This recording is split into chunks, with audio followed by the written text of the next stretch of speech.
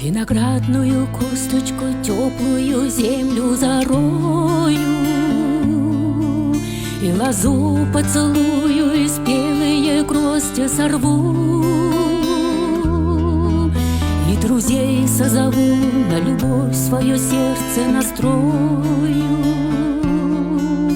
А иначе зачем на земле этой вечной живу?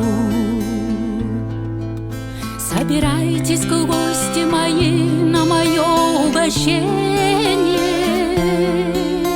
Говорите мне прямо в лицо, кем пред вами слыву.